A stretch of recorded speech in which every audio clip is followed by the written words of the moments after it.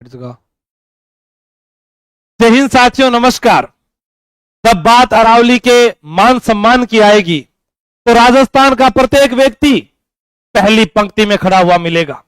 आप याद रखेंगे कि यह राजस्थान है जहां पर एक महिला ने एक पत्ते के लिए 363 लोगों के साथ बलिदान दे दिया। तू जोधानारो मंत्री है, मैं बिश्नोई री बेटी हूं, पत्तों भी नहीं बांटन दूंगी, रुख रुखाली बैठी हूं।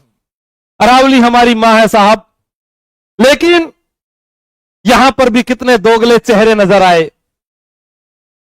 हमारे नेता विदेशों में चले जाते हैं और वहां जाकर भाइयों और बहनों, हम एक पेड़ मां के नाम अभियान के तहत ब्रिटेन में आकर एक पौधा देकर अपने गार्डन में एक पौधा लगाकर एक फोटो लगाते हैं भाइयों और बहनों, क्योंकि यह देश तस्वीरों पर चलता है।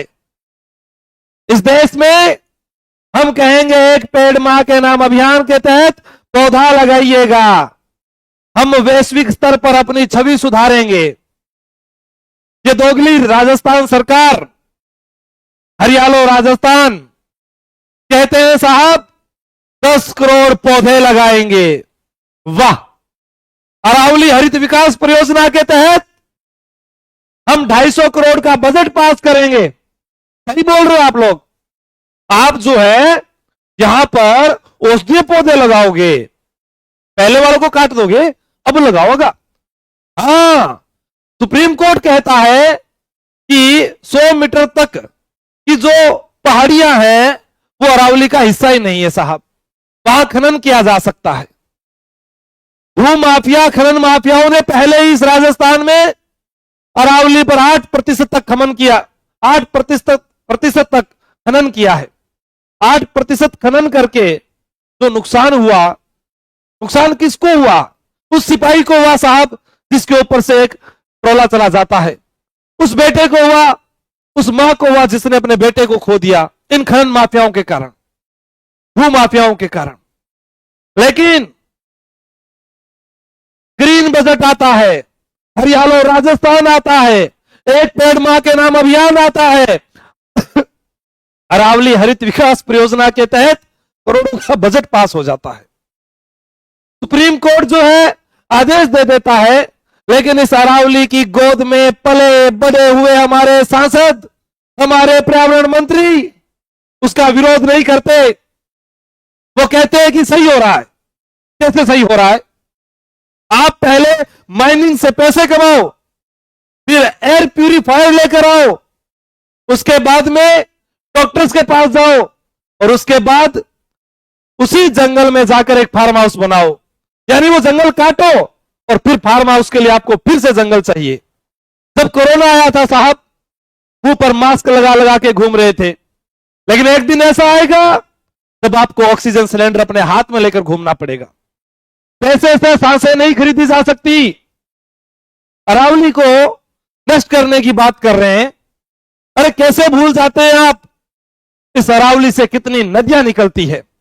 यह अरावली पूर्वी राजस्थान में वर्षा का काम करती है, जैव विविधता का संतुलन बनाए रखती है।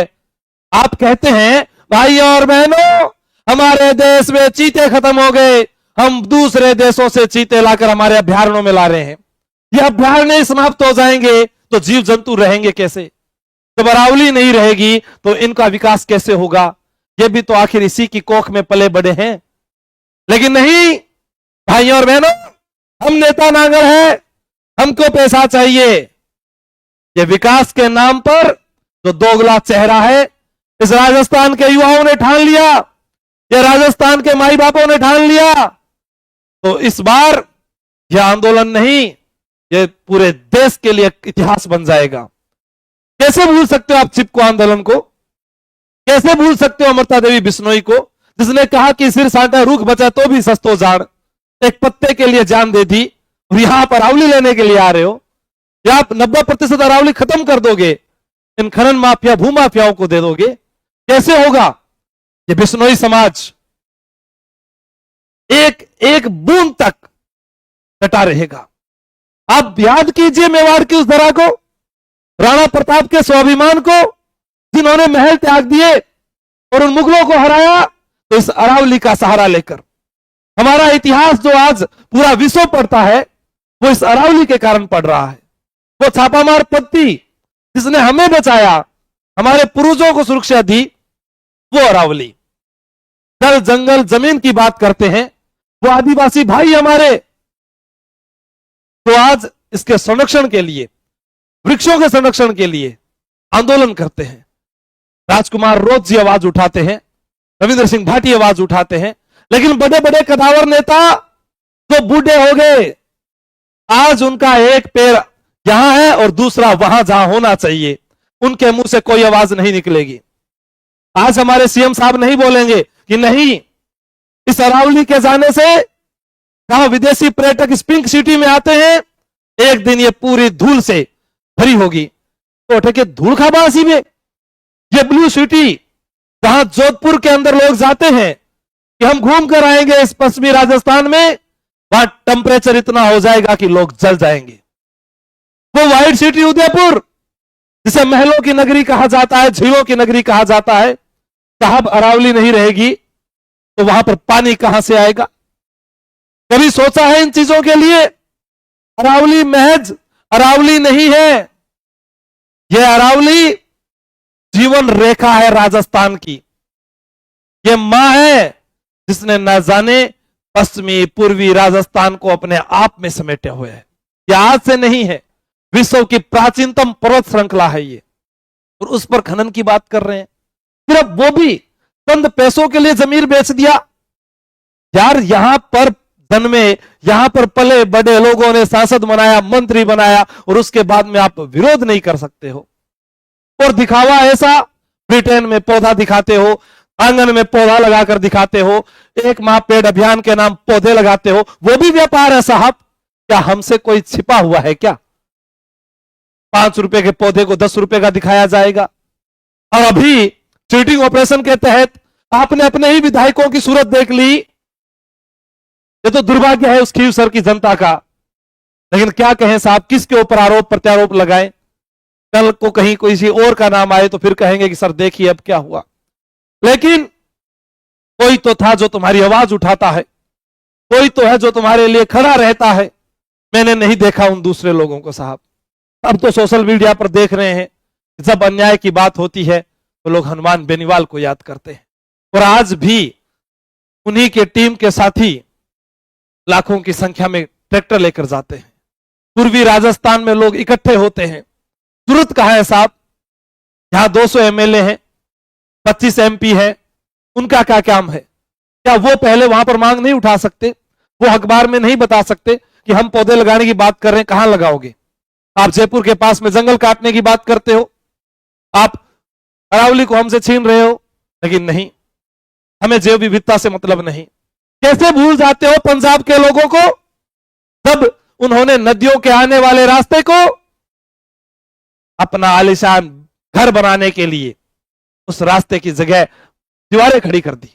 लेकिन प्रकृति ने जब अपना रूप लिया, तब वो घर पानी में बहते हुए नजर आए, वो जीव जंतु पानी में बहते हुए नजर आए। आखिर गलती किसकी? उन लोगों की जो चंद लालच के कारण अपने पंजाब को खो बैठे। केरला के अंदर आंदोलन हो जाते हैं। क्या जंगलों को काटकर ही उद्योग स्थापित किया जा सकता है? इसके अलावा हमारे जो पहले लोग रह रहे थे वो भी तो जिंदा थे साहब। आप लोगों ने तो सरकारी एजेंसियों की जगह प्राइवेट एजेंसियां ले आए, अपने झोले भर लिए, और लास्ट में कह दोगे आपका क्या है? हम तो जब भाई और बहनों मन करेगा झोला उठाकर चल देंगे, हमारा क्या होगा? कभी सोचा है? जिन लोगों के घरों में पानी जाता है इन नदियों के कारण, जिन लोगों के घरों में खेती होती है इन नदियों के कारण, वो किसान जो निर्भर है इस अरावली पर, पूर्वी राजस्थान में वर्षा ही इस अरावली के कारण होती है, वो नहीं साहब। ये तो वो बात होगी कि 10 फुट का आदमी है तो भैया वो आदमी आदमी नहीं है।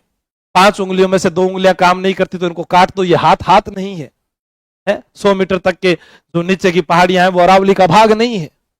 कैसी बात करते हो? कभी आपने ये कहा कि हमारे को एमपी कोटे में इतना पैसा मिला, विधायक कोटे से इतना पैसा मिला, वो पैसा अब हमारा हमारा नहीं है साहब, जब जनता का है तो जनता को ही दे दो।